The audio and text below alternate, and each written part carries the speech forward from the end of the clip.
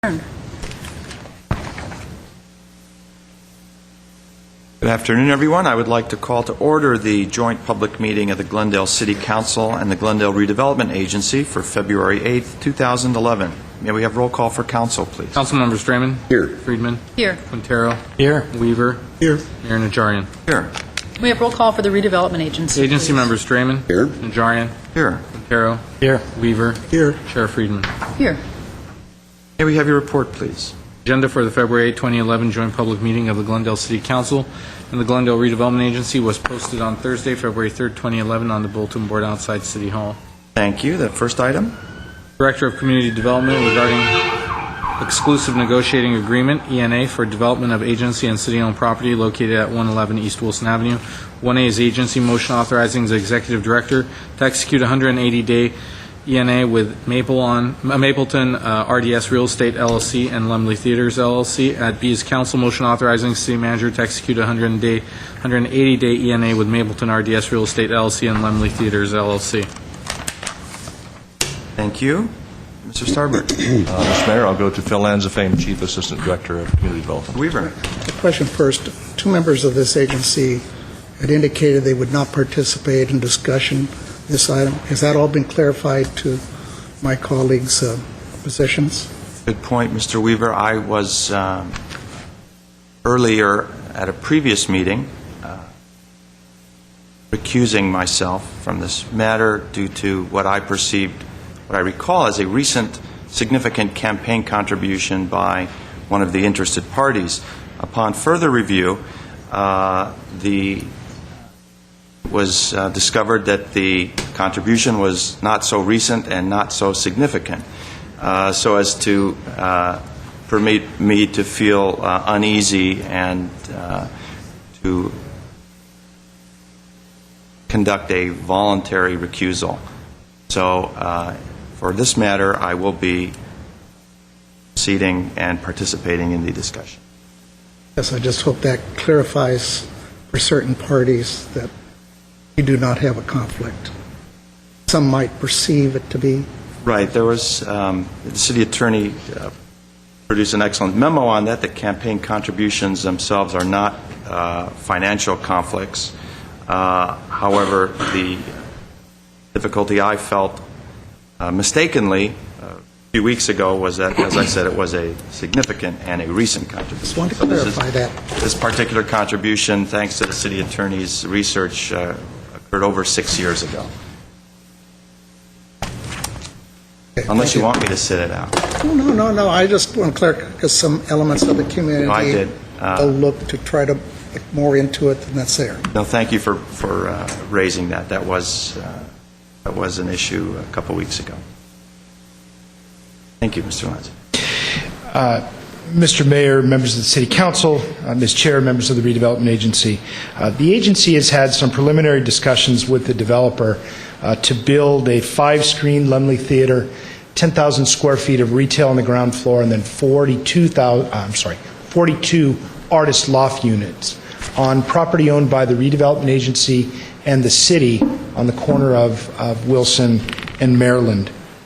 Staff has also had some preliminary discussion with the development team on business terms, some very rough terms. For this project to be viable, the developer would need to have the land contributed. They would ask the agency to fund the relocation of the Panda Inn that currently occupies the agency building, to lease parking spaces for the residential units in one of our parking facilities, to not require parking of the commercial component, rather let that be available through public parking throughout the downtown, and then last, to contribute approximately $1.5 million, which equates to the estimated city fees on the project. The developer is ready to spend significant dollars in design and testing the viability of this, working with the city. And so they have asked for an exclusive negotiating agreement. The exclusive negotiating agreement is a period of time where the agency agrees to only talk to this one developer. That gives the developer some surety that they will be given a period of time to negotiate final business terms, do all their due diligence, and design the project in a way that fits. The site that we're talking about has long been considered a key site in our downtown. It's adjacent to the Alex Theater and is seen as a northern anchor for the recently identified art and entertainment district along Maryland. Southern anchor being our central library and the proposed future home of the Museum of Neon Art. Staff believes that this use, the theater, the artist lofts, is a perfect northern anchor for the district. Would be very complementary to a lot of the philosophies and strategies that we presented to you and that you've given us direction on. A preliminary first look at the business terms and the economics of this indicate that the requests are appropriate. The fees may be somewhat less, and so we would ask, if you're inclined to enter into the agreement, we would ask that you give us direction to negotiate up to $1.5 million, but not to exceed. Staff is recommending the exclusive negotiating agreement with this group and requesting direction from the agency and the City Council to negotiate a disposition and development agreement, covenants for the incentives that they would use. They're proposing a LEED silver building, and also parking agreements to accommodate the parking. At this time, there is no need for environmental review. You are not approving a project if you decide to enter into this exclusive negotiating agreement. That's not to say that environmental review won't need to be done. It in fact will, but it will need to be completed before a final agreement comes to you. That completes staff's presentation. I'd just like to note Greg Lemley and Jay Reisbaum from Lemley Theaters is here, as well as Rodney Kahn representing Mapleton LLC, the other half of this development team. The staff working on this project is here to answer any questions, as well as the developer representatives. Mr. Starbird. Mr. Mayor, it might be useful to point out, because many times you'll see in communities where E&As are entered into sometimes on a letter of interest. Here you have the principals of these two firms for the first time forming a partnership, not just tenant and developer, but a true partnership on this project. So you have a great deal of substance here at this phase that we proceed with an E&A. So this is more than a typical letter of interest, and I think more substance than you'll normally find in a typical E&A in many communities. And I think the fact that you have both Lemley as well as Mapleton forming a partnership on this one is significant. We'd recommend proceeding. Thank you. I do have a card. Let's go to Mr. Khan, and then I'll go to my colleagues for comments. Good afternoon, Mayor, City Council, and City staff. My name is Rodney Kahn, and I am working with the development team. Just to add on to what Mr. Starbird just said, this is a partnership. It's been put together to develop this project, this mixed-use project in this location. We were actually drawn to this location because of the Arts and Entertainment District, where we've been working closely with the Alex Theater, along with some of the other business and property owners in the area as well. There are three different components, and I'll touch on them briefly. The first is the Lemley Theater. And if you know anything about the Lemley Theater, they are the premier art house chain of theaters here in Southern California. The second component is what we're looking at as retail restaurant. Currently on the site, or at least on a portion of the site, is the Panda Inn restaurant. We've been discussing with them about moving back into the project. They would like to maintain their presence here in the city of Glendale, also specifically on this site. It has been very good for them, and they're very interested in the project. The third component that was touched on briefly is the 42 artist lofts. These are live-work type units that are being designed specifically for established professional artists. This is not for struggling artists or a struggling artist colony. This is actually for established professional artists that will actively contribute to this arts and entertainment district. A couple other thoughts. It was mentioned that our building is silver LEED, and it is. We are putting together a strategy to improve upon energy savings, water efficiency, reducing emissions, basically being a good steward for the city of our important resources. A few things we're working on right now are the design and the site planning of the project, because what we're trying to do is not just activate the ground floor with the restaurant and with the open space and the outdoor dining, but also activate it from Maryland and also try to pull in off of Brand Boulevard. And I think we're going to be able to do that through the use of the marquee and also through the use of the ground floor lobby and activities. Anyway, as pointed out, I have representatives from Laemmle Theaters with me here today. If you have questions, we'd be happy to answer them. Thank you very much.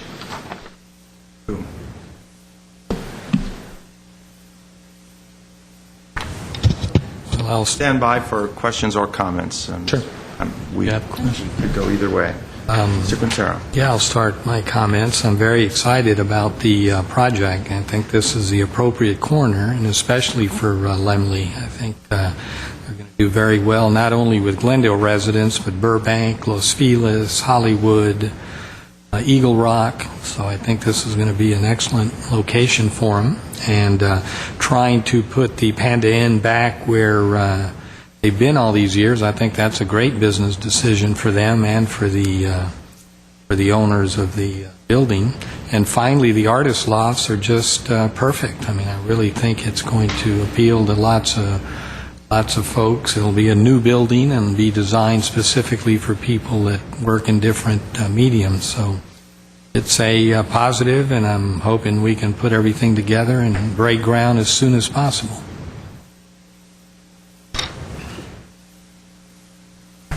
Mr. Mayor, with your permission, I would like to invite Barry McComb from the Alex Theater to come up. And my question is just, it was mentioned that the Alex has been contacted, that there's some discussion going on between the Alex and this project. And I'm wondering, from your point of view, if you see this project as how would this project impact the Alex Theater?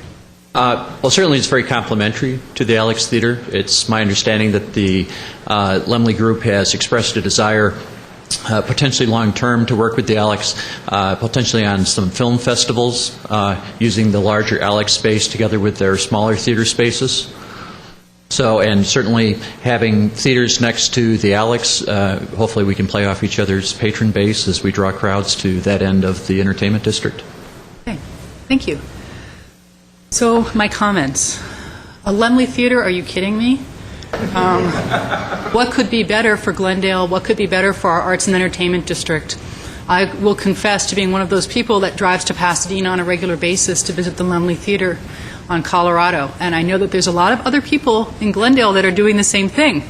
So we're losing our citizens to go to another city to see movies and probably have dinner, which is what we do all the time when we go there.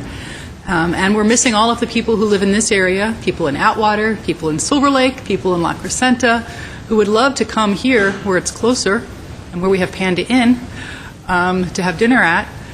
So it's a wonderful opportunity. It's going to be a great anchor for the Arts and Entertainment District. I think this is an extremely exciting project.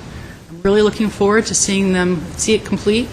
And I want to thank the parties for working together so well and for working so well with the city staff to make this happen. Thank you, Mr. Mayor. Well, first of all, I should mention, I have laryngitis, which, if you're an elected official, that usually would deserve a round of applause. But it seems that any time I get a cold or anything else, the last phase of getting well is laryngitis for me. In any case, I'm glad I didn't have laryngitis some time ago. It is interesting what the arc of these projects is sometimes. All of this really goes back to 2007, when I had the opportunity to be serving as the chair of the Redevelopment Agency toward the end of 2007, and a citizen contacting me, a couple of them, and saying, hey, we have this Mann Theater site. Wouldn't this be a great site for Laemmle Theaters? So, surprise of surprises, the same individual that emailed me said, by the way, I have Greg Laemmle's phone number. I said, there's a Greg Laemmle of Laemmle, there's actually a Laemmle of Laemmle Theaters. Yes, there is. I called the number, and Mr. Laemmle answered the phone. And we've sort of been in discussions one way or another about Glendale, about Maryland, the Exchange, Art and Entertainment District, and ultimately this corner ever since. I'm very pleased that you're interested in Glendale.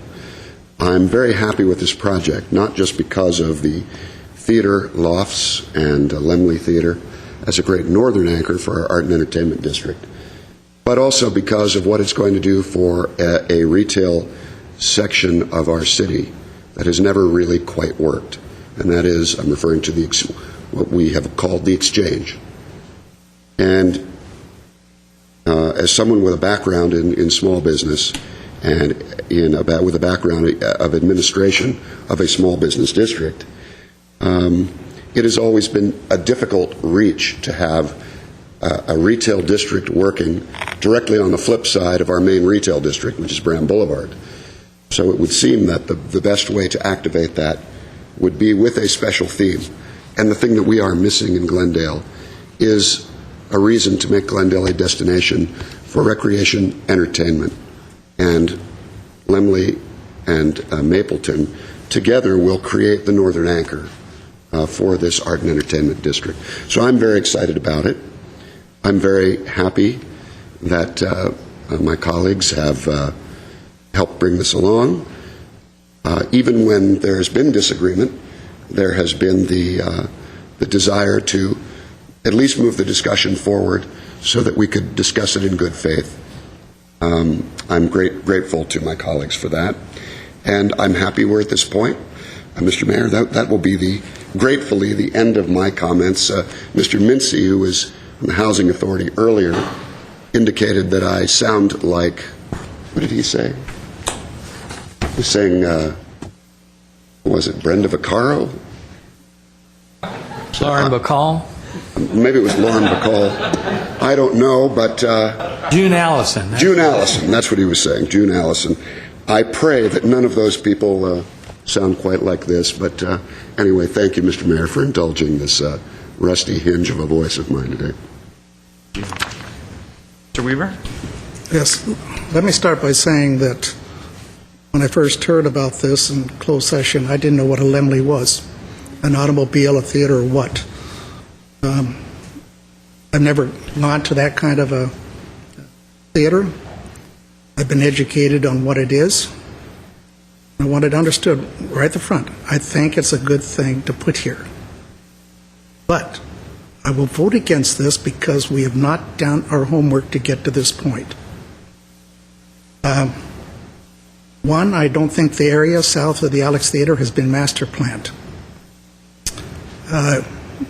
Where you're putting it in, you're leaving Don Cuco's, I think it's the Brand Tavern, Farniente, and the jewelry store with half a dozen spaces behind their building. How are they going to get in there? I think the entire block south of there should be master planned. I think everything fronting on Brand, with the exception of maybe Farniente, should be relocated. Maybe putting Farniente rebuilt on the corner. It's a prime corner and it deserves a first-class restaurant in that location. Putting Panda Inn or Non Cuco's back into a development, I have no problems with that either. There is a method, and I had talked about this 2 or 3 years ago, to blow out the back of the Alex Theater and narrow Maryland down, gaining approximately 25 feet for this particular site and the site north. That makes it a much more desirable development with an additional 25 feet.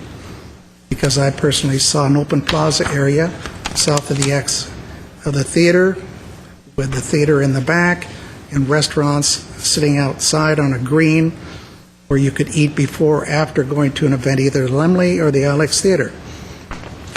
And I also believed in underground parking. That's one of the main things I have a problem with. That lot there is always filled. Always filled. Those people are going onto Brand Boulevard for the most part. Now I'm being told it's all gone. They're going to have to go down the street and park in the Exchange or go down the Orange Street garage. And if it's filled, I hear the thinking is, well, people will walk. People coming in, I think mainly, will be from out of town. They're going to park there. They're displacing, well, both of them.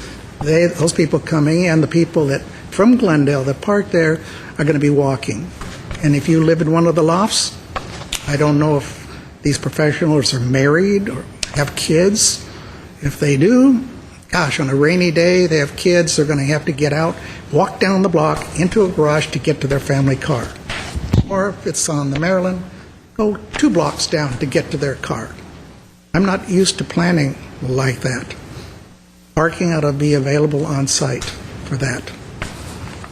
Item 3 on here says that we'll be discussing this afternoon is relook at downtown parking. How we're going to handle the parking. Well, we're going to commit to taking away a major parking lot before we even study amendments to the parking downtown. Why are we putting the cart before the horse? Doesn't make any sense to me at all. That is public parking. We were giving away the parking lot on the Salem project for ADI, which I voted against for the same reason, eliminating public parking and not replacing it. Here we go again. Eliminate another public parking lot and tell people they can go further out in the residential community to park and walk. I think that's poor urban planning. That's just me. Staff disagrees, my colleagues disagree. Mark Nathelson is a good friend of mine. I met with him and I told him exactly what I'm saying here today. He understands. I have my position. It will not go my way. By God, I've lived here almost 72 years, and I think this is wrong. When are we going to start talking about parking down there? We're going to be talking today about parking down in the auto district, and below cars, which is a hodgepodge of parking requirements. But here, we'll stick this in. Then we'll worry about the parking later. That's what I've been told. We'll master plan later. How do you master plan later after you put it in? Makes no sense. So as I told Mark Nathelson, telling you all here today, I will not support it in its presently designed configuration. It'd be good there, but not the way it's been laid out. We better start learning how to master plan before we start developing areas. Everything on Brand Boulevard is structurally unreinforced masonry. It's going to eventually have to be replaced. So what are you going to stick in front of this theater? This doesn't make sense. So unfortunately, Mr. Nathelson, my colleagues, I will vote no on this. Let it go this far, but I'm looking at eliminating the parking, and I can't go there. I think I've tried to explain it as clearly as I can. My colleagues, of course, can go back and rebut me again, but they've made their statements. I've made mine. Let the mayor talk, and let's take a vote and get it over with.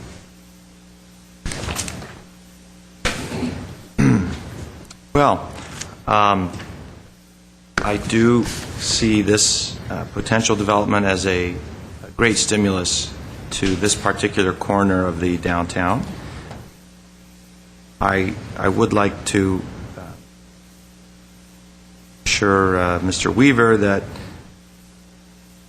there will be studies done through the environmental process that will address and give us additional time to comment on issues such as parking. I look forward to getting into those issues at the appropriate time.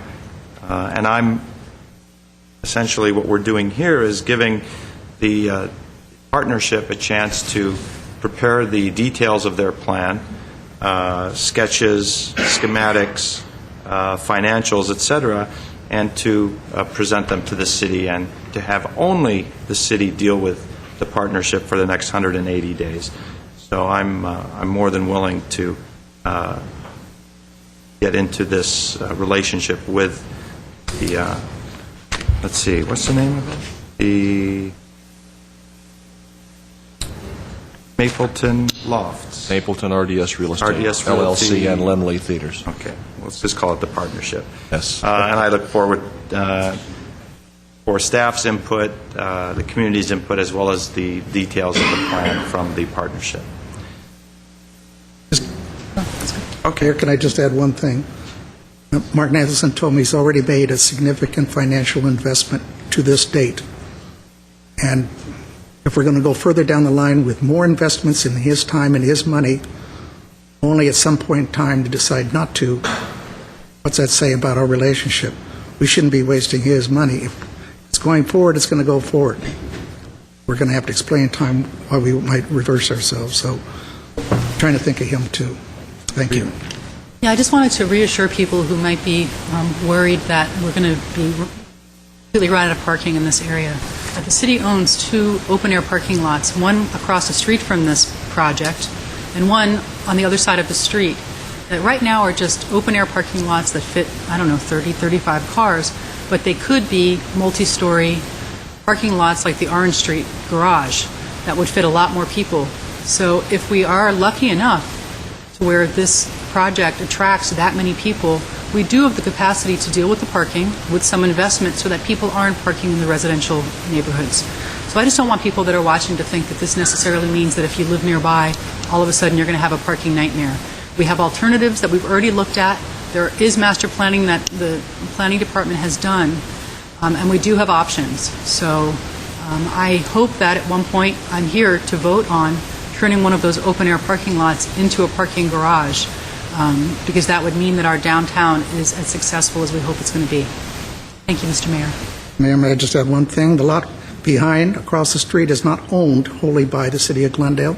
Part of it is owned by the church. Thank you. We have 2 items. One is a council motion, the other is an agency resolution, and I'll entertain a motion for the council. Mr. Draymond. I will move the item, first item. Second? Roll call, please. This is for the council. Council motion. Council members Draymond, Yes. Friedman, Yes. Harrow, Yes. Weaver, No. and Najarian. Someone move the agency. I will move the 1B. Second? A roll call, please. Agency members Excuse me, 1A. Pardon me. Pardon me, 1A. Second. Thank you. Agency members Draymond, Yes. Najarian. Najarian, Yes. Harrow, Yes. Weaver, No. I'm not saying. No. Chair Friedman. No, sorry, you said aye first. I think that, I got to trap me like that. according to Ms. Aye. Almost got Marty, you. you put me down as no there. Almost got you, Dave. Almost. Yes. It's not that late in the day. Okay, you got the message. I said no. Okay, thank you very much. Let's move on to the next item. Item 2 is Director of Community Development and Public Works regarding update on zoning and parking recommendations for South Brand Boulevard specific plan area. At 2A is council motion providing direction to staff regarding code amendments, zone changes, and preferential parking designations in the South Brand Boulevard specific plan area. At B is council resolution appropriating $30,000 to provide funds for studies, outreach, research, and implementation of parking recommendations for the South Brand Boulevard specific plan area. C is council motion approving change order to contract with Nelson Nygaard and Consulting Associations in the amount of $30,000 for implementation of preferential parking designations proposed. At D is agency motion approving change order to contract with Nelson Nygaard Consultant Associates in the amount of $30,000 for implementation of preferential parking designations proposed. Thank you. Mr. Starberg. Sounds like after that introduction, we'd be happy to answer any questions you have. Yes, thank you. But I will go to Mr. Hargani, Director of Community Development. Thank you, Mr. Mayor, members of the council and the agency. You might remember that recently you directed staff to work with transportation staff so that we can review the zoning for the South Brand specific plan area as well as the parking regulations in that area in conjunction with one another. Here's an update for you and the direction that we are following, and we would like to receive input from you. And I'm going to introduce Michael Nielsen, our mobility planner, to give the staff report. Good afternoon, members of the City Council and the Redevelopment Agency. Today, we were just simply checking in with you guys to give you an update on parking and zoning recommendations for the South Brand Boulevard neighborhood.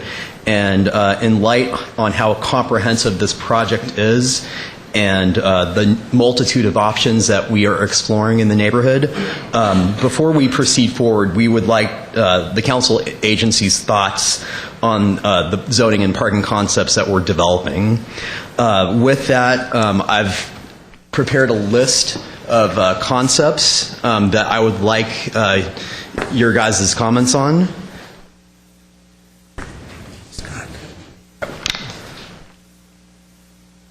Also, given the fact that we had quite a lengthy staff report on the various research that we've conducted in terms of parking and zoning, I would also like to pass out Exhibit 7, which is basically our statement and intent and the issues and opportunities that we are looking at in regards to the zoning. So that's essentially Exhibit 7, and I'm also going to have that passed out for your comment and consideration. So basically, in addition to receiving feedback from you today on this subject, we are currently in the process of engaging in outreach with local residents, churches, the Brand Boulevard of Cars, Glendale Memorial Hospital, and the Americana brand throughout the month of February to receive comments and direction on these same items that we're discussing with you today. From there, once we receive comments from all the various stakeholders, staff in Nelson Nygaard will work with with them to refine the zoning and parking recommendations in March 2011 before presenting code changes to the commissions and the council agency around late spring 2011. So some background on this subject. We've been working on specifically the parking parking analysis in the neighborhood for over the last year and a half. Since March 2010, staff and our transportation consultant, Nelson Nygaard, has worked on an extensive parking survey in the neighborhood, which is attached in the staff report. The results of the survey have been presented to the stakeholder groups and the Transportation Parking Commission back in September of 2010. Since parking, land use, and zoning issues are all interrelated, shortly after code changes were initiated in the South Brand specific plan area, our staff team has been working together to develop zoning and parking solutions comprehensively. We presented these draft changes to representatives from the Brand Boulevard of Cars on January 11th, 2011, and we fully intend to meet with all the representatives and stakeholders in the South Brand Boulevard neighborhood. That includes local residents, churches, Glendale Memorial Hospital, and the Americana brand. In order to proceed with a focused outreach effort and work with all the stakeholder groups in South Brand to develop final zoning and parking recommendations, we are requesting $30,000 from the parking fund into the mobility implementation contract for Nelson Nygaard to be involved in all outreach and development of parking code changes, policies, and programs. And please note that none of these funds will be taken from the general fund for this project. It will be taken from the parking fund, which specifically funds programs like this. To go into the details of the project, I will have Wolfgang Kraus from the Community Planning Department to go over the zoning changes proposed. And then following that, I'll have Bonnie Nelson, our transportation consultant from Nelson Nygaard, to discuss potential parking recommendations. And after the presentations conclude, myself, Bonnie Nelson, and Wolfgang Kraus and staff from Planning, Community Development, Redevelopment, and Traffic and Transportation will be available to answer any questions you might have on this subject. Thank you. Thank you. Kraus. Thank you, Mayor Najarian, Agency Chair Friedman, members of council. As you know, the zoning part of it involves eliminating the South Brand Boulevard specific plan. The mechanics of that are twofold, actual zone changes and a code amendment. As far as the zone change is concerned, where we're at today is, again, replacing the specific plan with conventional zoning, as we mentioned when we asked you to initiate this process. The very northern part on Colorado has already been changed to the DSP, Downtown Specific Plan. The intent is to have the more conventional CG zoning that's in the plan area replaced by C3. So that would primarily be the west side of South Glendale Avenue and the east side of South Central, probably replaced by C3 Height District 1. Only difference there really is that would reintroduce auto-related uses like auto repair garages as a permitted use where that isn't allowed now. That's the biggest difference between C3 and CG zone. The hospital area, probably C3 Height District 3. Again, not much change from the existing plan except auto-related uses would also be allowed there, although we don't really anticipate there'd be much demand in that area. The multifamily zoning would probably stay the same. The overlay districts in the plan would probably be replaced by our conventional overlay, like parking overlay or parking structure overlay. So not too much change there. We'd eliminate some of the sort of the trickier overlay zones like the design development, which is very complex to administer. Then that leaves Brand Boulevard itself, and the idea right now is to replace it with the several different zoning districts with just one zoning district, probably something called commercial auto. And the main thing there would be, it wouldn't be the C3 zone, but it would allow more flexibility in uses. Again, auto-related uses other than car dealers would be reintroduced to South Brand. Some of the regulations would be simplified, but we're trying to use as many of the numbers, the standards that are in the code now in the South Brand plan as possible. Simplify some things, make some of the processing a little easier, looking at previous projects, and trying to refine some of the standards that maybe haven't been working. Re-looking at some of the buffering between residential and commercial. The prototype zone that we started with was the CACS, sort of the commercial auto, commercial specialty zone. That was sort of the basis for some of the numbers. Okay. All right. If I may, I just wanted to interrupt Wolf for a second to say that the approach to the zoning on South Brand will be to focus the auto use and the vehicular dealership as a central piece. And based on our last few years of experience, we have learned that sometimes the dealerships, when they try to expand and enlarge their dealership so that they can go to a higher level of occupancy and dealership, we run into problems in our zoning code. Therefore, we're simplifying the standards and we're allowing room for expansion of the dealerships in the future so that it'll be done in a much quicker fashion than we have done in the past. That is really the focus of the change in standards and the change in the zoning regulations on Brand Boulevard itself. Thank you. And we're not forgetting about some of the alternate uses. Again, the South Brand plan tries to accommodate that in case the auto dealers leave or in case somebody wants to build office projects. So we know that the property owners are interested in maintaining certain ability to reuse the land if some of the current uses leave. So that's not being changed. And as I said a couple of minutes ago, there'll be more flexibility in uses, some of the uses you don't see now. As Mike mentioned, we've started meeting with the auto dealers, and we're going to keep meeting with some of the other groups and refine some of these things in terms of the code itself. So without getting into laborious detail, just ask if you have any questions or comments about the general direction that we're going in. Let me just ask a few questions, Mr. Kraus, so I'm clear on our role here. We aren't getting into the detail at the moment. No. You've given us a list of 8 concepts, issues, opportunities that you'd like our input in to see whether we agree generally with that concept. And through the tools such as zoning changes, parking restrictions, the other landscape ordinances and all that are the means by which you will implement these 7 large concepts That's for the correct. South Grand. That's correct. zone. Some of the design components, some of the finer grain stuff will have to be done on a case-by-case basis where there's discretionary review like design review.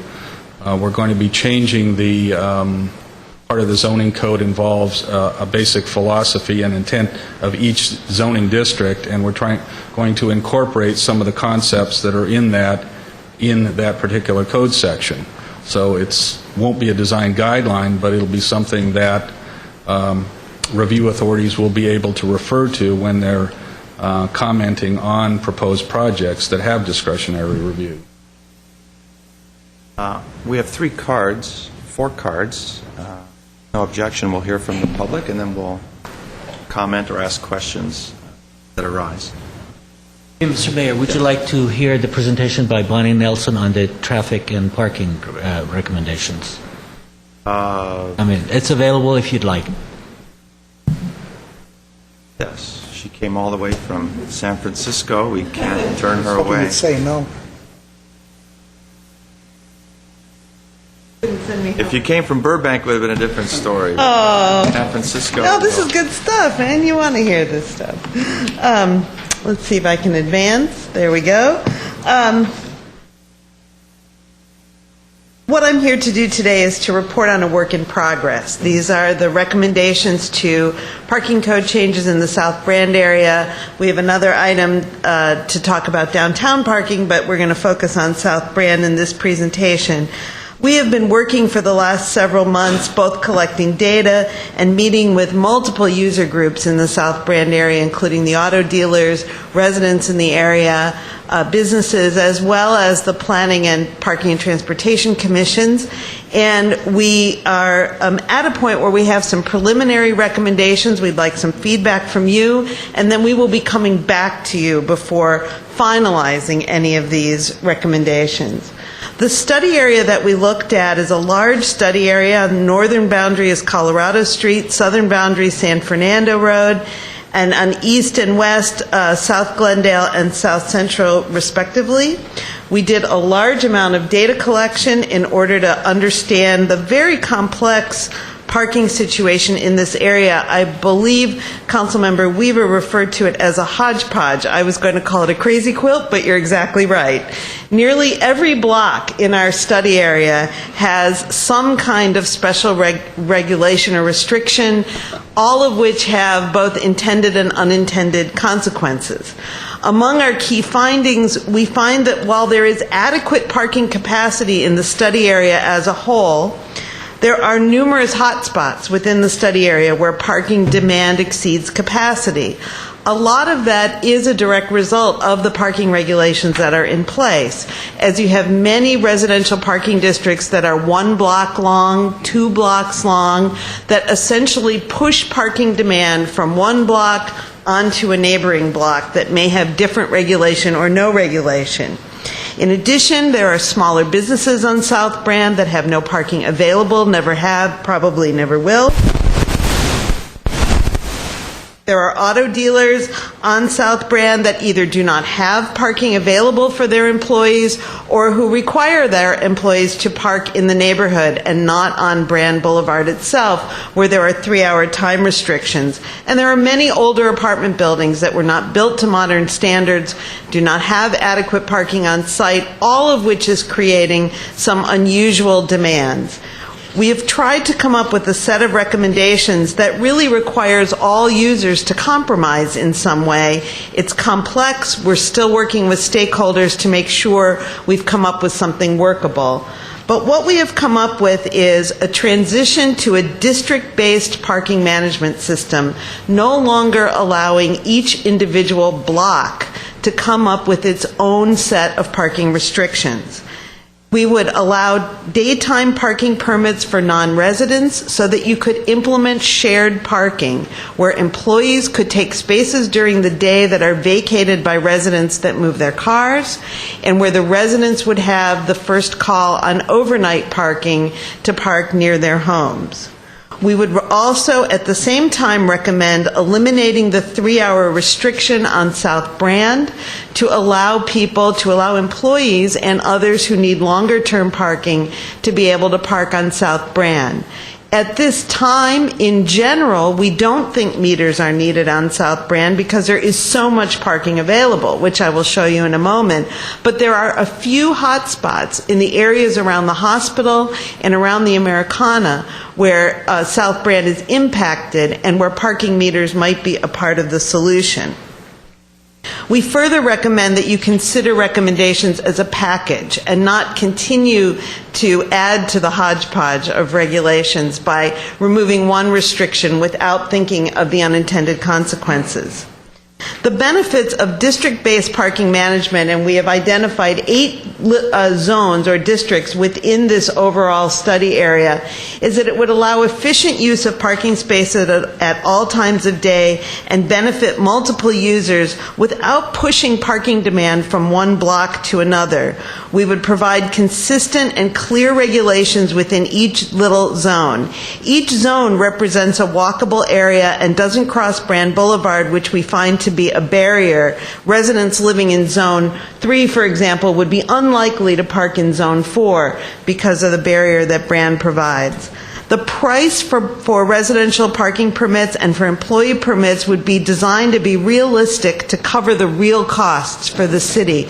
Your current residential parking districts are so inexpensive that they do not come near to covering the cost that the city has to face for issuing permits and doing enforcement. By creating this district with shared parking for employees, we get a compromise that will hopefully be a win-win for all users and avoid continuing the crazy quilt of regulation.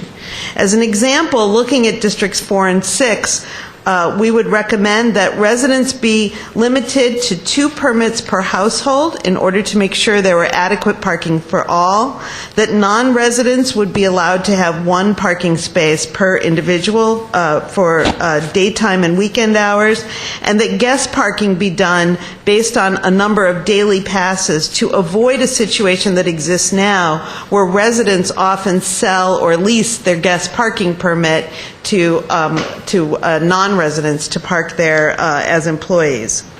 We would recommend tiered pricing, something similar to what has been implemented in West Hollywood and other places, in order to really manage the parking available on the street. At the same time, we recommend removing the 3-hour regulation on South Brand. Right now, the occupancy on South Brand is often less than 50% in areas where the residential streets adjacent to South Brand are at 100%.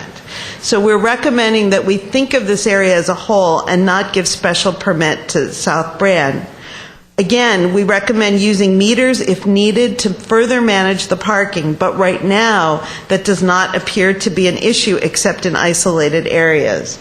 One question that was asked was whether South Brand has the excess capacity it would need if you remove the 3-hour restriction. And here you can see that even on weekends when parking demand was highest, the parking demand on South Brand rarely exceeded 60% and is most often under 50% throughout the study area. We do recommend that we not remove the 3-hour restriction alone. We don't want to create a situation of more localized hotspots and localized parking deserts. We want to do a holistic approach that would remove the 3-hour restriction, add the district-based permits, add parking meters if needed, and variable pricing if needed beyond that. Again, this summarizes the recommendations that I have presented. We understand that continued outreach is needed. There are multiple stakeholders involved, some of whom are here today. We have been meeting with people systematically and continue to work towards consensus. We will be coming back to you hopefully next month with more formalized and finalized recommendations, including the pricing for permits and the number of permits to be issued, various permit policies after meeting with additional stakeholders. We're asking for your direction, and I will be happy to answer your questions. Use the term South Brand a number of times. Would you identify that more clearly? You mean south of Colorado, south of Chevy Chase? You were referring to South Brand. Right. You're right. We are not looking only at Brand. Here's our study area. We looked at Brand essentially between Colorado and San Fernando Road, and then Right. also... Well, you made the general statement that there's plenty of parking on South Brand, but it appears to me south of Colorado is very, very tight for parking, as opposed to, say, south of Brand, light parking, and then it picks up again Yes. near Glendale Memorial. You're absolutely right. And in fact, if you've had a chance to look at our report, we have block by block, block face by block face counts. And what you can see is in the area closest to the hospital, you have very full parking on South Brand. In the area closest to the Americana on Saturdays, very full parking on South Brand. Because the parking garage, well, in the case of the Americana, employees have to pay for parking, and they would rather park on South Brand, particularly part-time employees who would rather try to get a free space than to park in the lot. With the hospital, it's mostly visitors. Employees park free in the lot. It's visitors to the hospital. That lot is very complicated, hard to figure out how to access, hard to figure out what the charge is, and people are saying, I'm just going to park on the street. Those are the areas where we think meters might need to be piloted in order to be sure that we leave parking available for auto dealer customers and others. But looking at the majority of the street there, other than those hot spots, there's plenty of parking available. But you're absolutely right.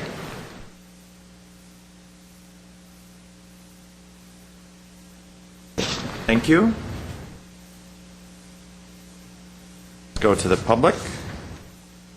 Jeannie Brewer, Nick Lamb, followed by Jarrett Anderson. Unless you have a particular order. Can we reverse the order? Yes, go ahead, and they're all... Thank you. Good afternoon, Mr. Mayor, members of the City Council and the Redevelopment Agency. My name is Jarrett Anderson. I'm the Executive Secretary of the Glendale Motor Car Dealers years ago, now known as Brand Boulevard of Cars, LLC. My office is just across the street here on Wilson, and I appreciate your giving us a little time here today. Let me just give you a little background and then what I would expect that Nick and some of the others will want to address you specifically. As you see in the audience, we have four of our dealers represented: Johnny Harrison, our president, Nick Lamb from Pacific BMW, Johnny, of course, at Lexus, Jeannie Brewer from Acura, and Carlos Pena from Toyota. I'd first of all like to compliment the staff, planning, transportation, and your outside consultants for this study. I've been in this business for a long, long time, and this is the first time I've seen a comprehensive, analytical study of what parking really is. This is the first time I think that you have had, and that I have seen, something that separates fact from fiction. We all have anecdotal stories, we all have experiences, but for the first time now you have the actual facts upon which to make your judgment. So I compliment them for that. Just out of a little bit of history, I went back and looked. In 1920, there were 16 automobile dealers on Brand Boulevard. That's 90 years ago, 91. And I think all those dealers there were there before the picture I have in 1920. So that means that this area has been automobile related for almost 100 years and maybe more. And of course what happened in that period of time is that was pointed out by others is that as we developed residential, both multiple and home in this area, no one foresaw the issues that would happen with parking or inadequate parking based on the lack of codes and requirements and so on. So we're very glad to see the study start to address that issue. Two things are before you. One is the issue of the specific plan on Brand dated in 1993. The other one is the parking issues that you're going to be addressing. First of all, we were very involved in the 1992 specific plan amendments. Our organization at that time spent a lot of time with the planning director at that time in the city in developing the current plan. And while it's not what it needs to be today, and that's why we're going through this exercise, I think we all have to look back and say it's worked pretty well. If you look at 1992 and today in 2011 and see the millions of dollars that have been spent on Brand Boulevard by major dealers on Brand Boulevard, it's an enormous investment of capital in this city. It has been a tremendous financial asset to the city. I know you've all seen those numbers before, but this industry of automobile-related services has been a real winner for the city of Glendale. So that plan worked as long as we had it, but as we've all agreed now, it's outdated and needs some massaging. And we'll look forward to working with you as that goes forward. On the parking issues, some of you, I think, Councilman Friedman, we have not had the pleasure of having you at one of our meetings, but I put that on our to-do list. I'd like you to meet some of the dealers and have a lunch conference with you, a getting to know you conference. We've done that with your colleagues over the years, and that's been very helpful. It gives the council an opportunity to hear two sides of the story. We know as elected officials, you get the phone calls, you get the complaints, the people in the neighborhood who are unhappy with dealers. We understand the tension, we understand the conflicts, and we work very hard at being good neighbors. And so in this planning of the parking, we expect that the solutions that I'm hearing, certainly from my personal perspective, have a real good opportunity to be successful. So we're here to listen, we're here to learn. And Mr. Mayor, I'd like to, whatever time I have left over, turn over to my clients to add anything they would like to add. Matter of fact, I was going to ask them to turn over their time to you because you have run a little bit over. But let's just go through. Okay, thank you. Is there any order that you'd like? Thank you, Mr. No, I'll just I have Nick Lamb first. And Johnny Harrison and Jeannie Brewer. Okay, we will take her time, so we have Nick Lamb and Johnny Harrison. Good afternoon, Mr. Mayor and the member of the City Council and the member of the Redevelopment Agency. First of all, I just want to thank the City Council to give us the opportunity and commission the parking consultant to do a study, which we think is absolutely fantastic. Obviously, the staff did a really good job. They came to us with like one time 9 of them making presentation. We never seen anything like that before. And I think this is really useful, and we hope we can come to something. In general, we as the dealer in town kind of think this, regarding the parking situation, we kind of have the feeling that a lot of us invest a lot of money, we build good facility, and many times we were required to provide more parking than we are normally required to provide under the code. And then we are right next to residents, many of them old age apartment. They are way under parking. And when the preferential parking is put into place, we are kind of feel that we've been treated unfairly because we build big facility, we over provide, we pay property tax just like anyone else. But then we were told you cannot use the street, but they can use the street. So from that perspective, we don't think it's fair. But we want to be a good corporate citizen. So we are here to not try to tell you to give us all the benefit. We want you to come to some kind of equitable solution so we can be able to continue to operate and grow in the city of Glendale, but at the same time do not impose unreasonable burden on the residents. So we hope we can together work out something that would be good for everyone. Just 2 quick points regarding the specific plan.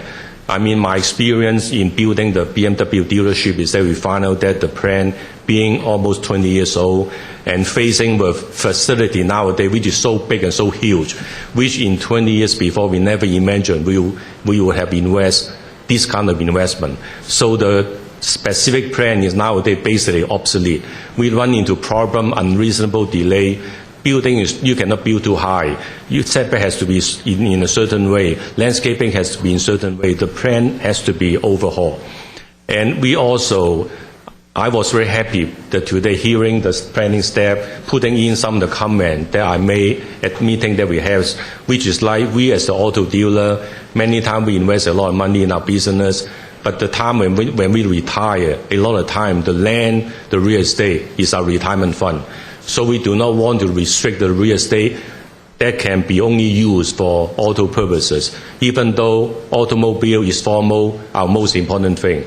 but then we want to be able to have any other usage, any other right, just like any C3 people that own the land with C3 zoning. And I'm very happy to hear that they have incorporated that into the plan. But I've not seen the detail. I'd like to get together with them. And just a quick one on the preferential parking. I was always thinking that our Windsor Street, which is where we are, must be 150% overparked.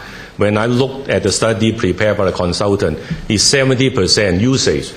So I said, wait a minute, 70% usage. And the residents were able to get a preferential parking permit for the residents.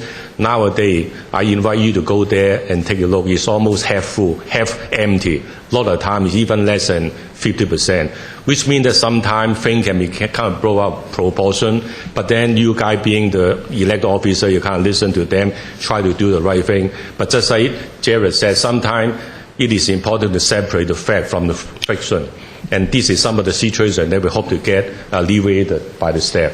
And with that, I don't want to take any more of your time. I just want to thank the City Council and the staff for doing an excellent job. And we hope that we can come up with something that would be equitable and workable to every concern. Thank you. Mr. Lamb, thank you very much. Johnny Harrison?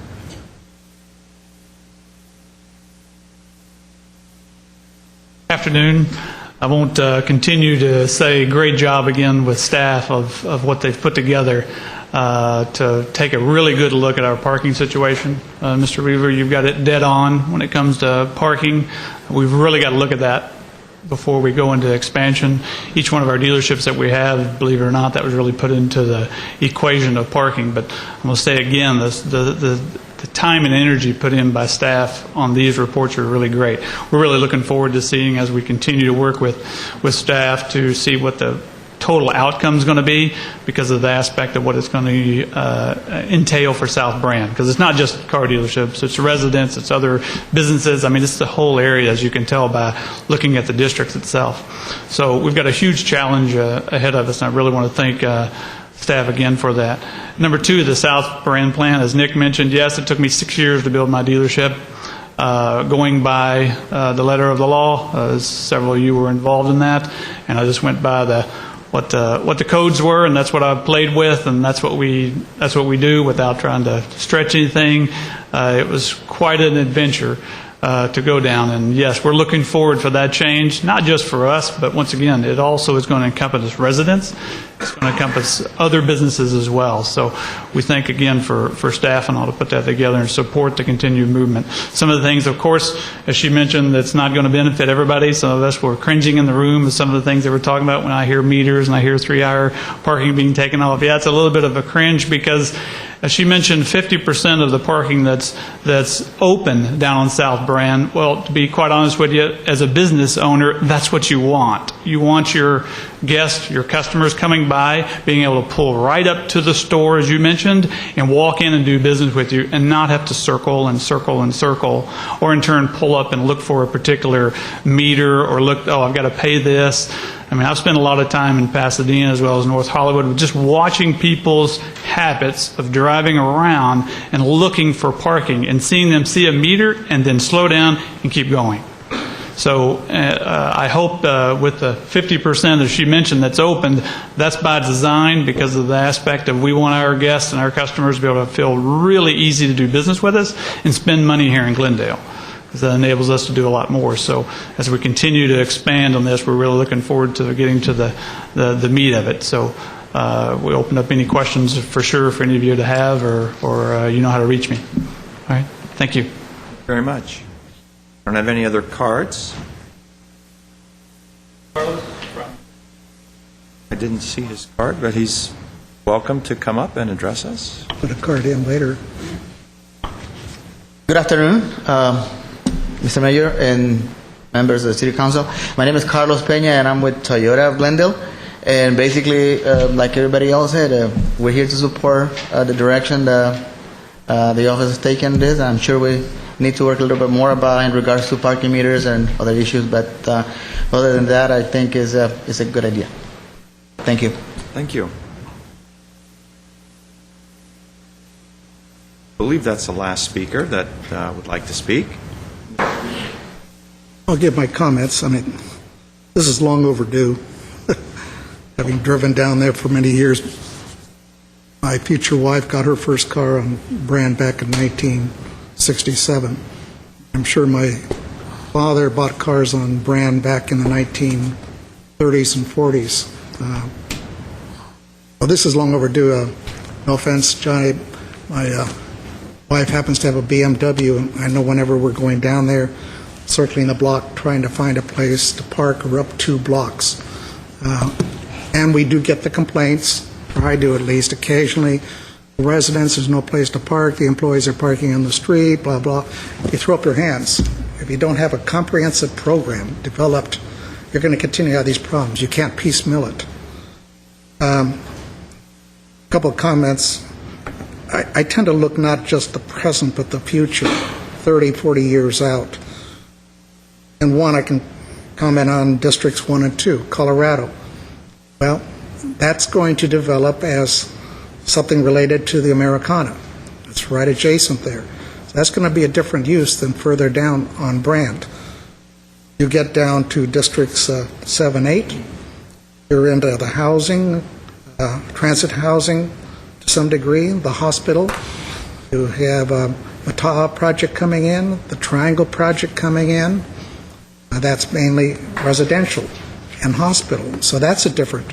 So you're talking up a block or 2 on both sides where the car dealerships are, or I think more will come in the future. I tend to believe long range. Only ultimate solution someday is a different kind of rezoning. I think there's got to be a buffer between the car dealers and homes or apartment buildings.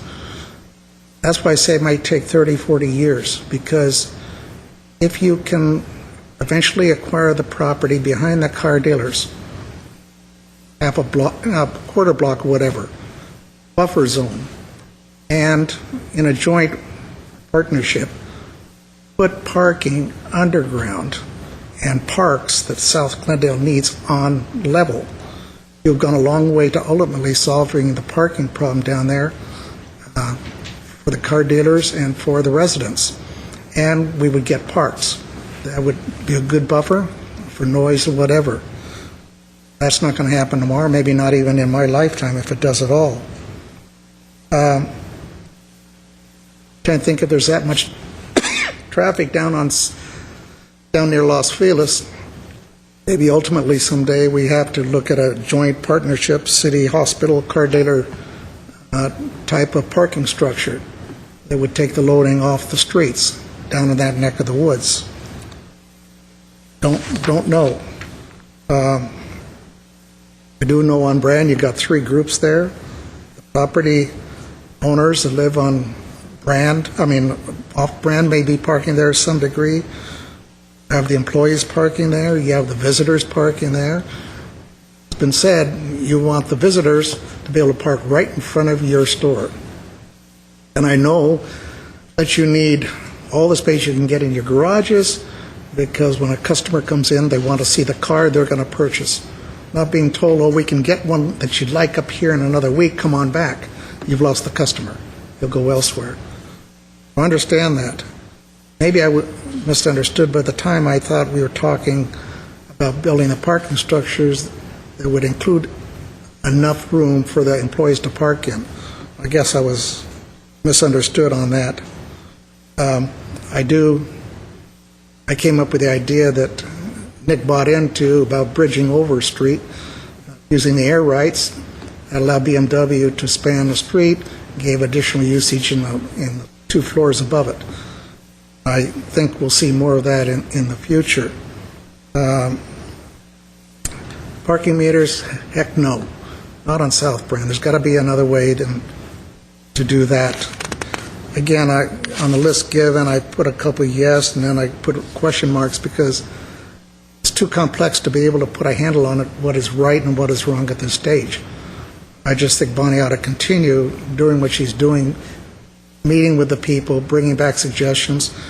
It may be tough, but I hope that when we see this at the end, there's been enough cooperation between the residents and the car dealers that they've all given some we can hear both groups come in here and say, okay, we don't like this, it's not perfect, but we can live with it.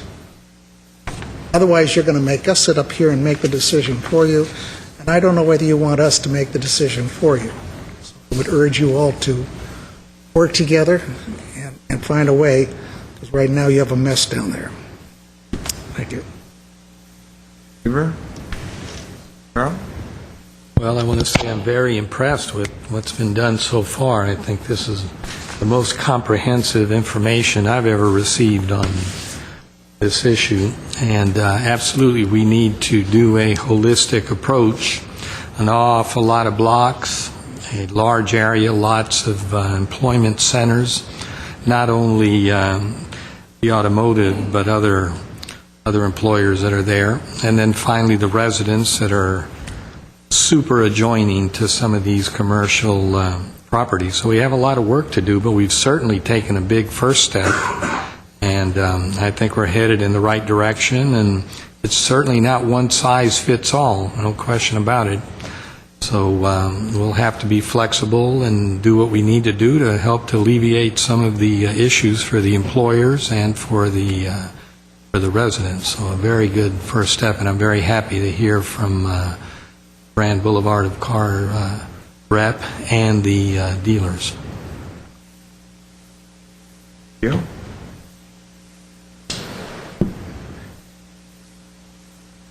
Motions?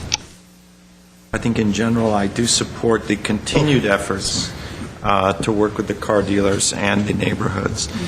I'm not exactly sure how parking meters would work on Brand. I'm not sure how the 3-hour, the elimination of the 3-hour restriction would work.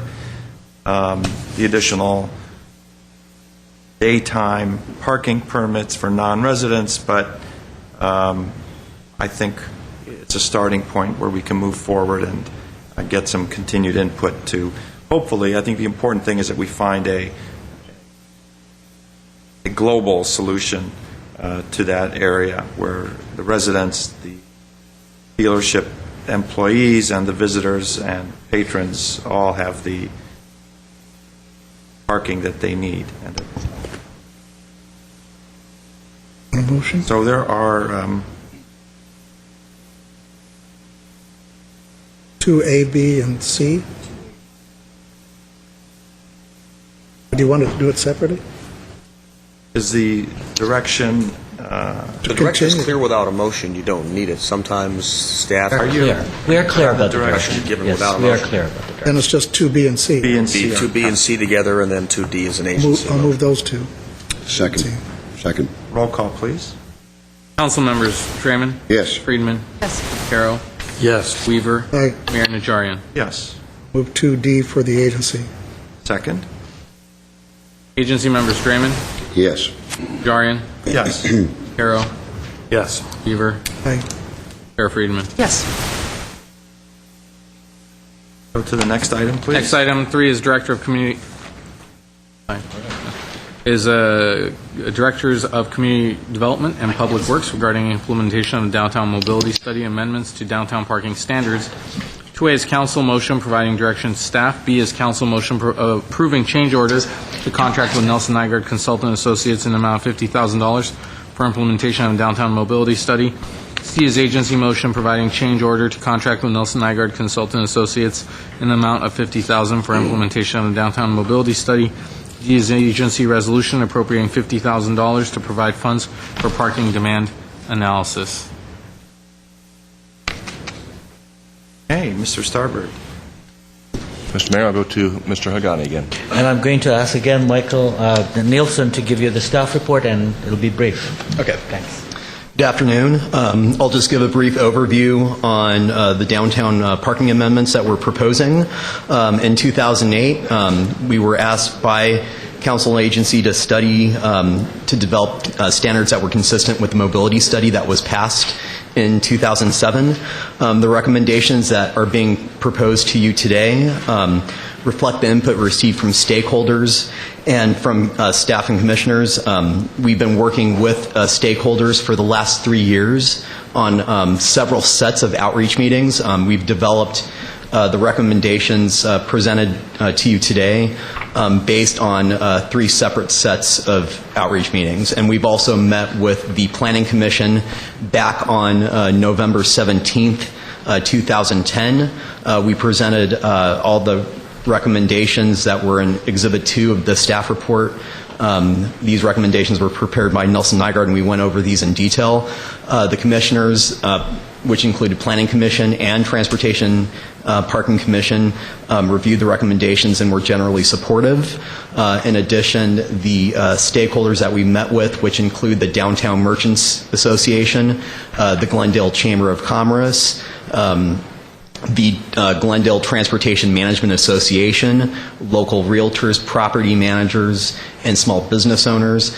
We've invited them to a broker's open house and also invited them to a outreach meeting on January 12th, 2011 to present the exact same recommendations that we're presenting to you today.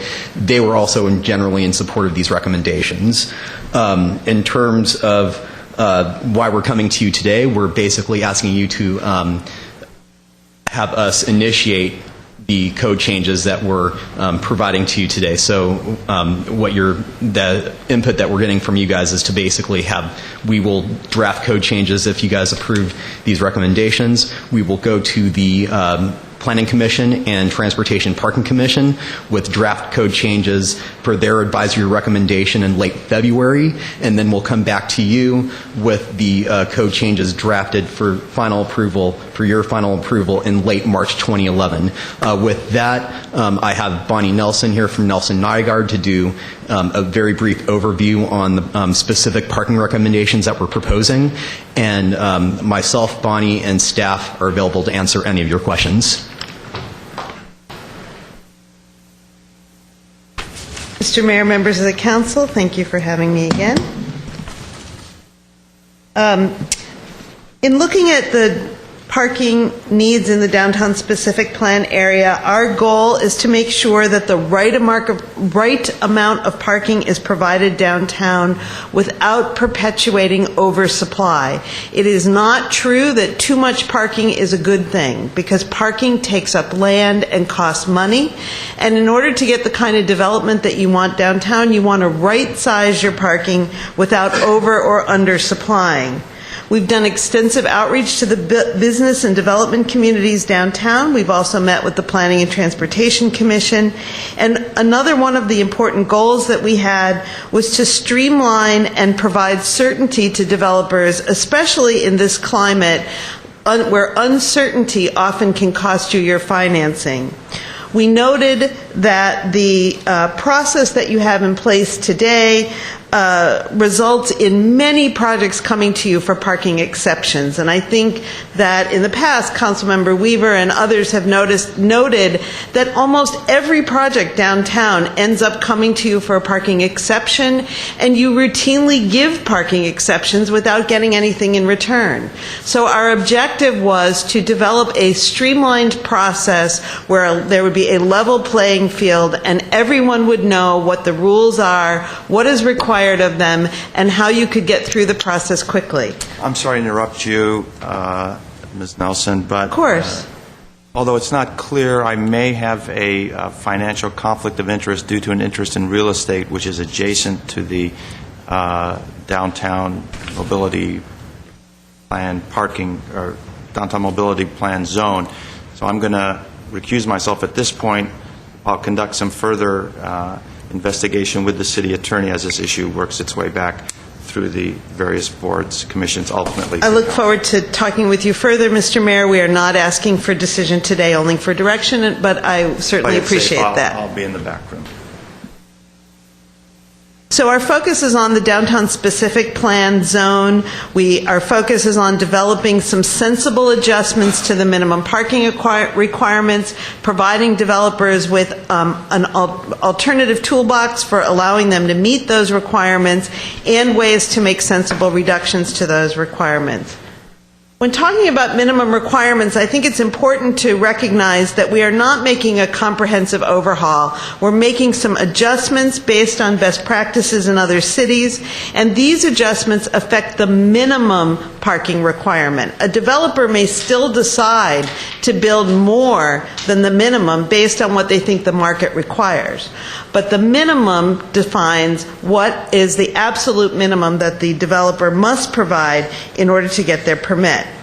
The changes that we are proposing are in a few use areas, most specifically in residential, where we are proposing that one-bedroom units require a minimum of 1 space, two-bedroom units would still require a minimum of 2 spaces, and guest parking could be reduced over the current numbers.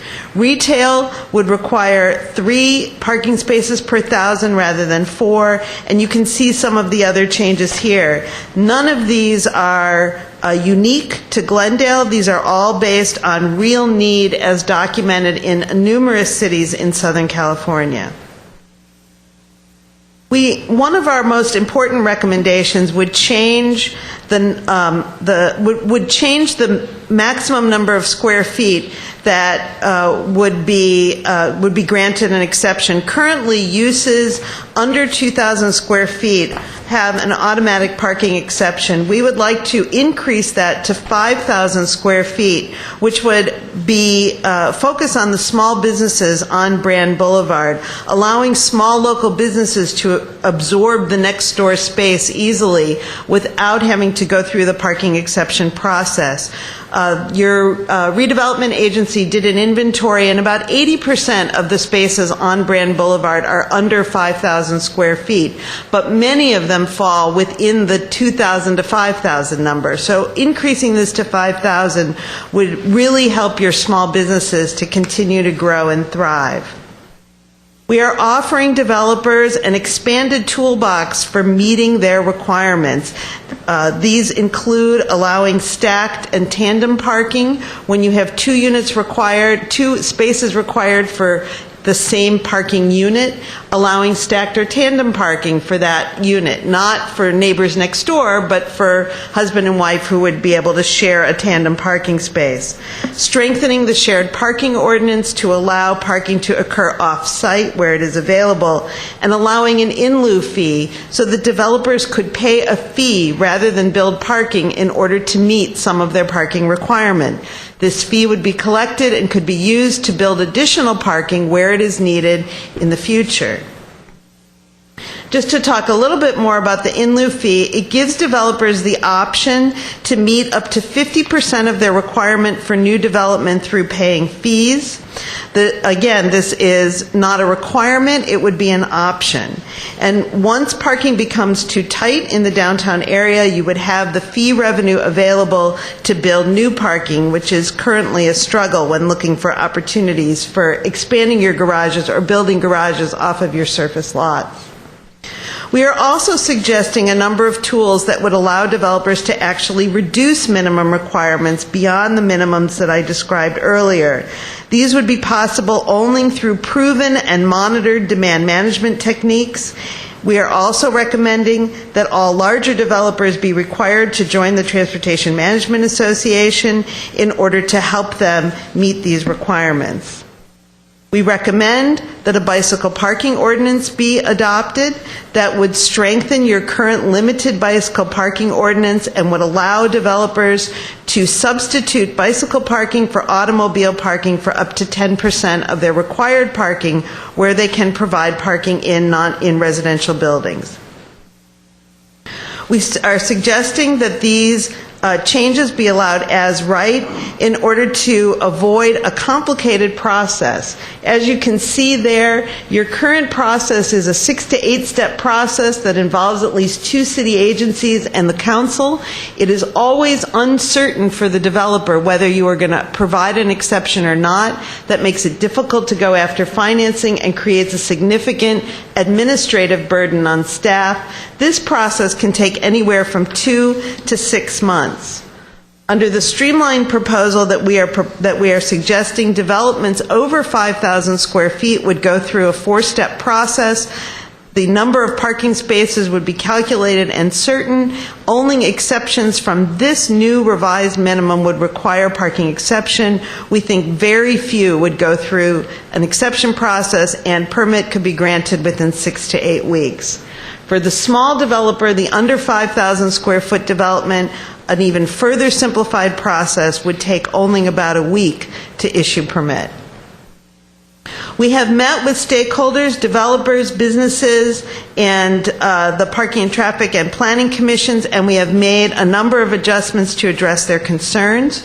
We have indicated that regardless of the number of spaces that you are able to reduce or the number of spaces you are able to in lieu, there would still be a minimum number of 1 parking spaces per unit required even after all reductions are taken. In existing and future parking demand, as you know, we have recently completed a downtown parking study to assess parking supply and occupancy. We are doing additional data collection in light of the proposed changes in the Arts and Entertainment District. That's what is before you today. And we are looking forward to being able to get accurate current counts there. We are also recommending revisions to the residential permit program so that none of these changes should have any negative impact on the residential areas that back up to downtown. And we are recommending, and you are implementing, improved wayfinding for off-street parking supply. We've been recommending that for some time, and we're very excited to see your wayfinding program, which looks to be excellent, and I understand will be coming to your next meeting. Just to address a hypothetical example, this is a 100-unit building with 51-bedroom and 52-bedroom units proposed in the downtown specific plan zone. Your current requirement would require 187 parking spaces. With our proposed recommendations, that would reduce to 150, with the opportunity to use demand management, bicycle parking, and some of the other options available, including in-lieu fee, to reduce beyond that 150, but never below 100, which would be the 1-to-1 unit minimum. With that, I am happy to... Are you in charge? Oh, okay. Okay. Question. With that, I am happy to take your questions. That last slide. Yes. You say eliminate guest parking altogether, eh? What we're saying is that guest parking can be shared with the residential parking and that there is no need for special guest parking. Well, that's a new philosophy in this town? Yes, it is. I have a question. This is something that's in the staff report. It wasn't in your report, but it was just something I didn't understand. It says creating parking requirements for outdoor dining to support the expansion of this use in downtown. Can you elaborate on what that means? For outdoor dining? No, I can't. But maybe Hassan can. Mike. One of the areas we're looking at is actually outdoor dining as it stands. We have no requirement. However, we've learned that some businesses are calling all sorts of things outdoor dining in order to bypass the parking. So we are identifying outdoor dining when they're adjacent to the sidewalk and they actually add and contribute to the activities on the sidewalk as a way of bypassing the parking requirement. However, if you remove the roof in the back of your restaurant and you want to expand it, we won't necessarily call that outdoor dining. That is a way that we're trying to address that, and that's not something that Nelson Nygaard is dealing with. We're dealing with that issue locally, similar to other cities that have had the parking break for outdoor dining, and then it starts encroaching into other parts. Okay, thanks. Mr. Starbird? Bonnie, we think of these standards as minimum. Mm-hmm. Then somebody comes along and asks for an SB 1818 exemption. Can you claim that on these? I'm looking at Michael because he's kind of our 1818 expert. Does that come into play in these standards? Can we find ourselves adopting these minimum standards? And then because somebody provides the obligatory percentage of affordable housing in their development, be able to then go below these standards? Mr. Mayor, members of council and agency, Ms. Starbird, we'd have to take a look at that, how that language is drafted. I would say it depends because, for example, you would have your SB, if you don't draft it carefully, I would say yes, because if those are drafted as minimums, then the SB 1818 would drop it below that. That's something we need to consider in these kinds of standards, because we've seen that happen. We establish minimums, then under SB 1818 you can ask for incentives to provide affordable housing. And from an economic standpoint, and there are some developers who just look at the economics. They will come in and see it's better for them to provide, frankly, a small number of affordable units and get relatively significant gains in some of these areas that can affect very meaningful standards like these. So that is something we need to take a look at. It sounded like from the answer that it is possible to still adopt this and draft this ordinance carefully to not allow that. I'd be hopeful we could. I do have a card, so are there any other questions for staff right now? Okay, then I'm going to go to the public. Laura Alasso. Or Mayor. Good afternoon. I'm Laura Alasso. I'm here as the Government Affairs Director representing the Glendale Association of Realtors. We've been part of this process and been happy to do that, and I think it's great, particularly the decreased parking requirements for commercial buildings and most particularly a simplified and streamlined approval process.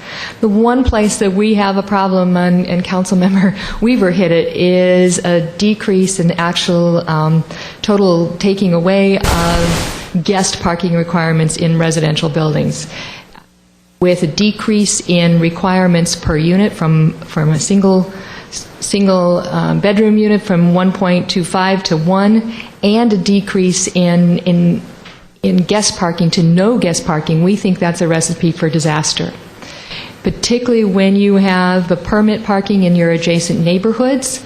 Then there's no place for anybody that wants to visit, spend the night visiting mom or whatever, to park. And we think that that's a really bad idea for the city and for your long-term headaches, and we would suggest that you really look at that.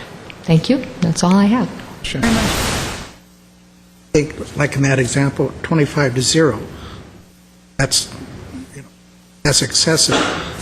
But to tailor it down by some percentage or something might be better, something for them but to go to nothing is just. They could look at that.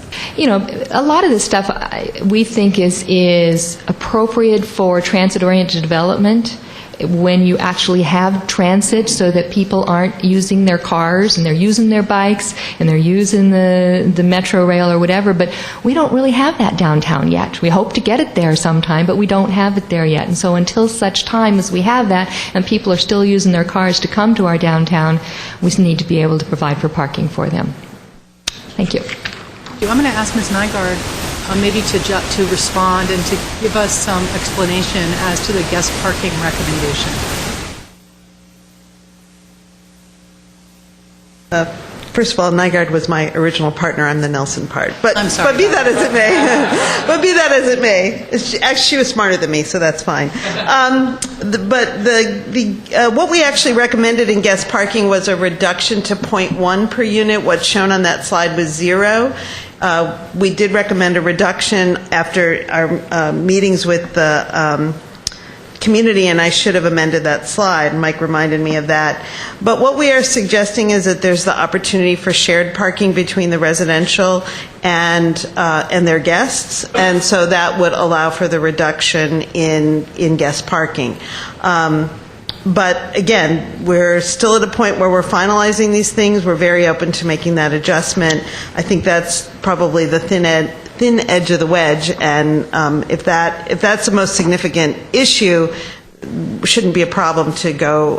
In fact, we've already said that going to 0.1 rather than to nothing is probably a better idea. Okay, thank you. Mr. Raymond. Just a quick question on that. Where? Where would this? Oh, this would be for a new development that's building parking within the building. So if you're building a parking garage, you've got to compute the number of spaces that are necessary. Specifically, you used the phrase that this would increase the amount of shared parking with the residential neighborhood. Where? Oh, within the garage, so that if you had parking available, let's say you have one space per unit assigned to each of the units in the building, second spaces might be not assigned to a particular unit, and so second spaces would be available either to residents or to guests when guests arrive. That's typically how that would be done. I see. Okay, I'm going to move on to comments then. Mr. Weaver. Well, like the previous one, thank God we're finally doing this. That's what I talked about on the first item on here. putting in a theater in a public parking before we analyze the parking. Makes sense. Only caution I would hope, I remember back in 1997, 98 when I got on, the Orange Street Garage was proposed. So I pulled the parking study of the city of Glendale that was pretty recent, and I read it. And it very clearly said, parking structure needed on the west side of Brand behind Portos and Damon's. So we built it a block south. To this day, we all know you drive down by Portos on any day of the week from 6 a.m. to 10 p.m., and there's cars circling the block because they won't walk a half a block to get in a garage. I voted against that project for that very reason. And if we're going to do your work and then not listen to it, like we didn't listen what they said back in 98 or so, we're not doing our job. We paid good money for that and we ignored it. So I hope that when we do finalize this compromise, that we live by it, unless some future council wants to go in and dicker with it again and change it again. But obviously, probably like the one before it, there will be no perfect solution at the beginning, and we will go back and be tinkering with both, some way, shape, or form. The city's too big to analyze this and get it hit on the first try. That's my only comments. Go do it. Other comments?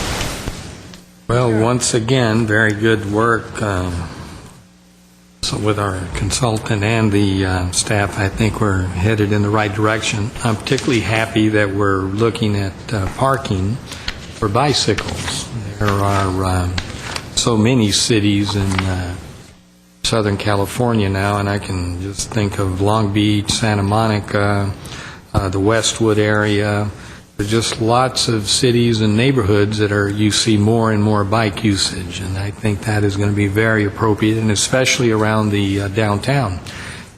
We're relatively flat and provide some opportunities for people to, if nothing else, just do a little bit of shopping in this particular store, that store, and take their bike rather than get in a car and drive there. So I think as our sort of mass transits begin to operate more effectively, we already have it here in the city of Glendale, whether it's our B line or the MTA and, of course, our train station. But as these different approaches begin to multiply, bikes are going to be part of it. So very excited to have that be part of the study.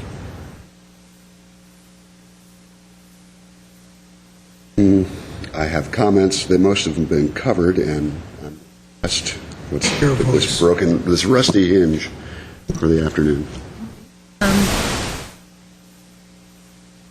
First, I have something that was in the staff report that's concerning to me, and I'm wondering if there's any way we can deal with it, which was the example given about Nestle's employees, which was that Nestle offers an incentive to their employees to not drive to work. And so if you don't drive to work, you get paid. But what's happening is the employees, evidently, and a lot of employees, hundreds of employees, are saying to Nestle, hey, I'm not parking in the garage, so give me the money. And then they're parking on the residential streets around the building. And I find that really disturbing. And certainly it was a program that was set up with all the best of intentions. And these people are supposed to be taking mass transit to get to work and are clearly lying about their method of transportation. But if there's some way we can get together with Nestle and get them to get rid of that program, because the parking around that building is really tight, and people do live around there, and people are trying to do business on Glen Oaks, and this to me seems like something that we kind of discovered through this accident of doing this survey, this study. But now that we know about it, we should really get together with them and make sure that they cancel that program and get those employees into their structure where they belong and off of the streets in the area. I have a question for Mr. Hagani. So let's say that I am a small business and I want to open in 6,000 square feet. How many parking spaces would I be provided? It would depend on the use. The way that we're proposing to write the code is that up to 5,000 square feet, and if you fall in one of the uses that are listed on the list, you would provide the parking you have. If it's zero number of spaces, that would be zero. If you have two, that would be two. But the second you go above the 5,000 square feet, then the parking requirement kicks in. Now, that part of how much parking will kick in, we are still having some conversation about. Typically, the way that it's done is that all of a sudden the entire parking is required, because the idea is that you have now reached a critical point where you have impacts on the community, so you have to provide the parking. And the 5,000 square foot is the breaking point, the way that we're proposing. Now, is there any proposal of an in-lieu fee for businesses? Yes, there are two types of in-lieu fee. One would be a one-time pay that would forever exempt you for that parking space. The other one that we have proposed in the past, but it didn't really fly the last time, we're hoping to bring it back, is an annual in-lieu fee, which is a very good option for startup businesses that do not have a level of certainty and they cannot put in a lot of money up front, but they can say, well, I cannot lease all the spaces that I need for the parking, but I can pay this in-lieu fee on an annual basis to be exempt from those parking requirements as long as I pay it. We're providing something, and we have numbers that we think would be reasonable. And in that situation, would you be able to pay in lieu fee to reduce your parking to zero, or is there still a minimum standard? We are, for the existing buildings, if it's a change of use in an existing building, we're saying up to 100% of them could be used. What about new buildings? For new buildings, we're saying up to 50%. Okay, thank you. Thank you. So my feeling about that is that, I think that when we look at these kinds of things, to really take a look at what's going on not only in our community but in surrounding communities. And when I think about the shopping districts, which is really what we're talking about our downtown, which is primarily shopping, some residential, but it's not like a single-family residential neighborhood or a neighborhood that's primarily multifamily or housing. It's primarily a business area that has some housing. When you look at other areas that we want to emulate, areas that everybody kind of says are successful, and boy, wouldn't it be great to be like X, Y, and Z, I'm interested in what those neighborhoods are doing. So I look at areas like Old Town Pasadena and Beverly Hills, which is, I would say, probably one of the most successful shopping districts in the world, and has housing and has high-rises and office buildings and all of that. And what do they do for their parking? As far as I can see, they're small businesses, and I'm not talking about the Nestle's of the world, but the guy that's got the store selling, clothing, even the larger stores, the Banana Republics and the stores in Rodeo Drive. How much parking are each of those stores offering? Zero. When you drive to Beverly Hills, you're not parking at Prada. You're not parking at Banana Republic. You're parking in a lot, and you're walking.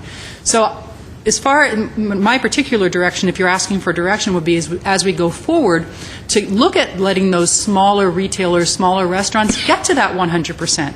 Because with the in-lieu fee, as long as we direct that money appropriately to mitigate those impacts, we now start to get the things we really want in the downtown, which is money for new structures, like the structure that Mr. Weaver's talking about behind Porto's, maybe a structure across from the cinema lofts, money to buy the property we don't own there, more mobility, which is really where I'd like to see us focus on more buses, expanded bus service later into the evening, buses that go further into our residential neighborhoods. Where I live in Northwest Glendale, I'd have to walk a pretty far distance to get to a bus. So, smaller shuttle-like buses or, whatever it is that we can do to get more people out of their cars. And certainly we have an aging population. And I hate to see that the MTA or the B Line is considering canceling buses because of low uses in neighborhoods where I know we have an aging population that will be stranded without those buses. So as much as we can generate revenue to put into mobility, I'd like to see that. One last thing, just because it caught my eye and it's completely, kind of out of order here. I was looking at the list of what we have started, what's in process, and what's been completed. One of the things that I saw as being completed, one of the few things that's been completed were the new bus shelters. And they do look great. But I mentioned this about a year ago, and I'm going to mention it again. You still can't look, as far as I can see, at any of our bus kiosks and see where the buses go, which to me is a huge problem. As somebody who wants to take the buses, you have no way of knowing what bus kiosk you should be standing at and where that bus is going. And you would think that's kind of the basic number one thing that you need, or some kind of bus maps, those kiosks. So I'm going to ask again, why don't we have bus maps at our kiosks? Why don't we have a way of telling people where those buses go? I just don't get it. I would like to see more of the things on that list move from not started into underway, and more of the underway move to completed. I know this has been a long time coming. We've been at this since, Mr. Weaver, you're kind of the resident historian. When did this mobility process start? 2007? Geez, somewhere around that. We voted on it in 2007. 2007, and so it's A been while. 8, 9, 10, 4 years. And way too much of it is sort of in that not begun, not completed mode, and it's very important. We can't grow as a city without being able to deal with the impacts of cars, and there's really nothing more important than that in terms of our downtown. So I'm glad to see this move forward. My direction, if you're looking for direction, is to move as quickly as we can, as holistically as we can, dealing with all of these issues. Mr. Weaver. Just to throw one other thing out, looking to the future. Brand that was developed in the 20s and 30s. Most of the buildings down there are 50-foot frontages. That's 100 feet deep. That's where you get your 5,000. Structurally unsound, ancient electrical systems, used to be on septic tanks. I don't see in the future, years out, companies the kind we want are going to come down there and want to be on brand under those conditions. So ultimately, maybe not in my lifetime, all those small structures on brand are coming down, which will take care of the 5,000 square foot because they won't exist. They're going to need bigger buildings. It's going to have to be torn down, scraped, and rebuilt for whatever uses that we want to put down there. So what we're doing now, to me, is a short-term fix, which is worth it, but ultimately down the road, some council is going to be changing it again, taking it out because it probably won't exist anymore. That's it. Thank you. Mr. I just wanted to say I agree with your observations and comments. I feel the same way. And then add the last time I was at Rodeo Drive, I was at the Prada store, and I... Just kidding, Miss Friedman. I wasn't valet parked at the Prada store. You know, I'm just trying to bring a little fashion consciousness into these council chambers. One last thing. Everything that comes forth in the future, I want to see the cost. We're going to cut $10 to $12 million out of the budget before the governor even gets to us. So cost, doing things would be lovely to do. It's costing much money. You're not going to be able to do, well, you're not going to have my vote to do it today. It'll have to wait till the economy turns around. The car dealer's still bringing in a lot more money, along with Americana and the Galleria. Need motions? Yes, we need motions. We don't have to do Mr. A? Howard? Madam Mayor Pro Tem, and Chair, the motion to 3A is for direction again, similar to the last item. If staff feels they have enough direction to go forward and begin drafting an ordinance, without that, you can dispense with that motion, and you have two council motions and an agency motion. Indicating she does. So that was I was intending to move 3B and D. Okay, we can take those together? Yes. Okay, we have a motion. Do we have a second? Second. Okay, can we have a roll call, please? Council members Freeman, Yes. Friedman, Yes. Mayor Pro Tem Quintero, Yes. Weaver, Aye. Mayor Najarian. I'll move 3C for the agency. Second. Okay, we have a motion and a second. Can we have a roll call, please? Agency members Freeman, Yes. Najarian, Quintero, Yes. Weaver, Aye. Chair Friedman. Yes. We adjourn for the agency? I'm sorry. Howard. My error. I take responsibility for this. As Hassan just noted, they need 3A to initiate the zone changes, and so I would recommend that we delete the language after Glendale Municipal Code on line 4 and just delete that language. Just note that they can move forward with and staff to begin the process of amending Chapter 30.32 of the Glendale Municipal Code, period. So I'll move 3A as amended. Second. Okay, we have a roll call. Council members Raymond, Yes. Friedman, Yes. Quintero, Yes. Weaver. Aye. Now, a question for Mr. Howard. We're going into closed session. Do we adjourn this meeting and then go into... This meeting will be adjourned. This is a special meeting, joint meeting. We will then need to convene the council meeting and call for the council, read the closed session item in, and then we recess to closed session. Okay, so then do we have a motion to adjourn? For the agency, And for the council. Was there a second for the agency? I'll second the adjournment? Thank you. agency. for the council. Second it. Okay, Thank both meetings are adjourned.